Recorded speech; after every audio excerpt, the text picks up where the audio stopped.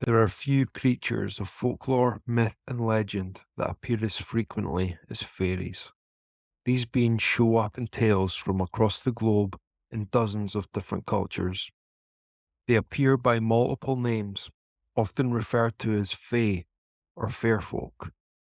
There are many different incarnations of fairy, from brownie to elf, trolls to nymph, each differing character, temperament, and motivation. Some are mischievous, others malignant. Some simply want to look and to aid man in his pursuits. All are fair folk, but not all interactions with fair folk are fair. Earlston, once known as Ercildoune, is a small market town in Berwickshire in the Scottish borders.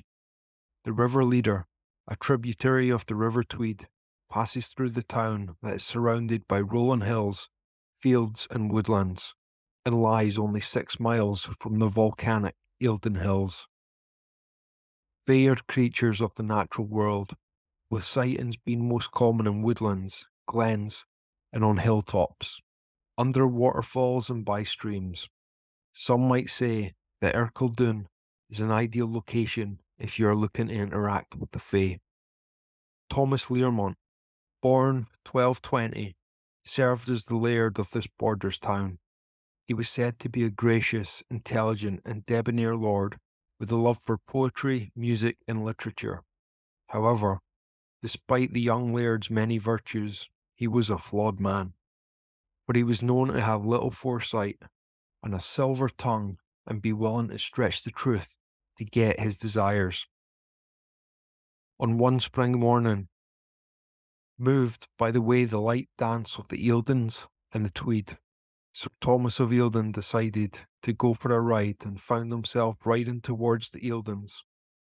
Thomas found himself at the base of the hill and dismounted his horse to wander through the woodland. It wasn't long before the weather had encouraged him to laze under a large tree and listen to the birds. This tree would go on to be known as the Eildon tree. Thomas lay and relaxed under the tree for some time, watching birds fly, squirrels scurry, and deer gallop through the woods, when he heard a horse approach. He glanced in all directions, but saw nothing, until a blinding light began to shine as if from the Eildon tree itself. Thomas had to cover his eyes, but when the light subsided and he could see again, the front of the Eildon tree was the most beautiful woman he had ever seen atop a large white steed. The woman wore a green dress, the likes of which Thomas had never seen, as if it had been woven by nature itself. Atop her head of golden blonde hair, she wore a crystal diadem. Thomas knew this woman was like no other, and he felt himself be consumed by the need to be with the mysterious woman. He rose to his feet and approached her.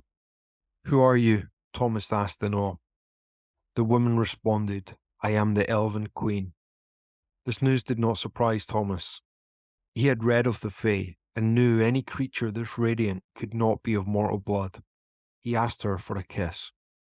"I cannot kiss thee, Sir Thomas, for a great price must be paid by any who touch the Elven Queen," she responded.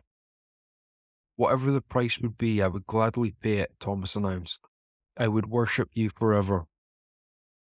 7 years is the price, 7 years of servitude, but in return you should be granted 1 kiss and 3 gifts. "I accept," Thomas agreed, with no intention of holding up his end of the bargain. The Elven Queen dismounted. She moved from her horse as if floating from it. The grass under her feet somehow remained undisturbed, and she kissed Thomas on the lips. Kiss like he had never experienced before. "Now, Sir Thomas, you must come with me to Fairyland." "I'm afraid I can't do that," Thomas replied. "I'm the laird, and my presence will be missed. I really should be getting back." With that, the Elven Queen turned. All colour drained from her. The woods and the fields turned grey with her. "You will honour your end of the bargain, Sir Thomas, or you will suffer a great curse." Thomas filled with fear at his decision. He quickly agreed to hold his word. Colour restored to the fairy and their surroundings. They mounted the Elvin Queen's horse, and the bright light that had shone before started again. Thomas covered his eyes and felt the horse leap forward. When he opened his eyes, the light had settled, and they were at the base of the hill in a woodland, but everything was different. Colours were brighter, trees were thicker and more aplenty. Fruits Thomas had never known existed grew from every bush and shrub. They rode through fairyland for what must have been hours. Thomas grew hungry and thirsty. He reached out to pick a piece of fruit, but was stopped by the Elven Queen. She explained that the fruit in fairyland was not for mortal men, and if Thomas were to eat the fruit, he would lose himself and never be able to return to the world of mortal man. She assured him that there was one fruit he could eat, and she handed him an apple. This apple is the first of your 3 gifts, the fairy explained. It is no normal apple. This fruit holds the gift of truth, and once you bite into it, no lies will be able to escape your lips again. Thomas hesitated, but he was so hungry he bit into the fruit. It was the juiciest and sweetest apple he had ever tasted. They rode further until they came to a fork in the road with 3 diverging paths. The first path was flat, with a wide, easy road to travel. The second path was thin and narrow, up a steep incline, with thorny bushes spilling over onto the road. The third path wound gently up a hill. It was a dirt track, and the road itself was covered in flowers and vines. Each path leads to a different destination in life, the Elven Queen explained. The first path is easy to travel. Many men take it, but the destination is ultimately disappointing and unfulfilling. The second path is long, hard road that few travel, but it leads to the land of brave and kings. The third path is the road we take. We take us deeper into fairyland and to my elven palace. And so the horse trotted on. Soon Thomas found himself parched, so the Queen reached down from the horse and collected a leaf that had gathered dew. She formed it into a cup and passed it to Thomas. "This is your second gift," she said. "It will quench your thirst and give you foresight above any mortal man." Thomas drank the dew and found his thirst quenched. The horse trotted on until it had reached the palace. The palace was unlike any Thomas had ever laid eyes upon. The sun seemed to dance off it unnaturally, and all manner of creature came and went as they pleased. "There is a party," the Queen explained, "but be warned, do not speak to any other here, for if you do, they may take a liking to you and cause you to lose yourself, and you would not be able to return to the world of mortal man." Thomas heeded her warning. They entered the hall, and the Queen took a seat on her throne while Thomas sat back and watched. There was fairy of all different sort. Some looked like man, others more like animal. Some were as small as your thumb, and others were practically giants. None paid Thomas any notice, but all paid homage to the Elfin Queen. Hours passed. When the Queen turned to Thomas, "It is time I return you to your land, Sir Thomas." He queried, "But I thought I had to serve you for 7 years.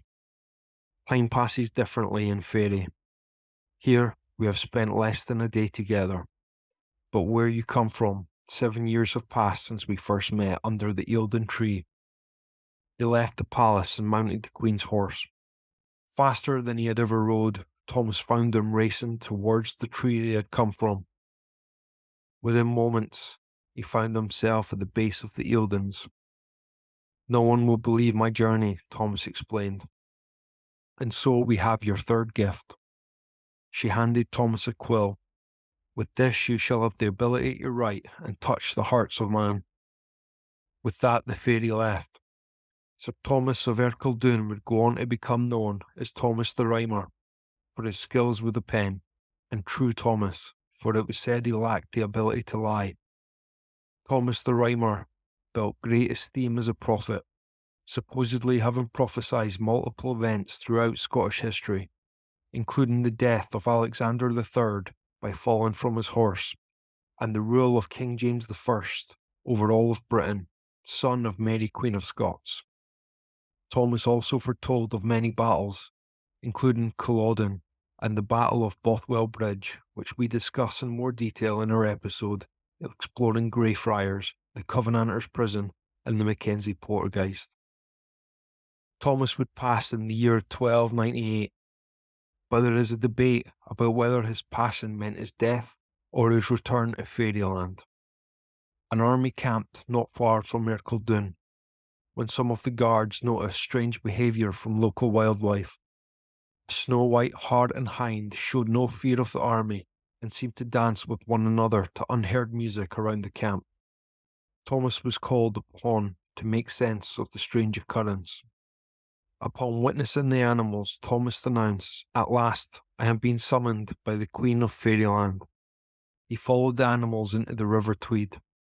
He fully submerged himself in the water and was never seen again. If you wish to explore the grounds Sir Thomas of Ercildoune once walked on, you can go to Earlston today, where you can find the remains of Rymer Tower, the reported home of True Thomas. You can climb the volcanic Eildon Hills and look across the borders and see why this area of Scotland has such a connection with the Fae. You can even visit the Rymer Stone just outside the town of modern Melrose, which marks the ground where the Eildon tree once stood, and Thomas met the Elvin Queen of the Fair Folk. But be warned, for you too may be taken in by the beauty of this location, and a stolen kiss from fairy royalty could cost you 7 years in a faraway land. This has been Finding Folklore. Share, like and subscribe, and let me know if you believe in the Fae and what stories you would like me to explore next. Until next time, may the devil walk behind you. Bye for now.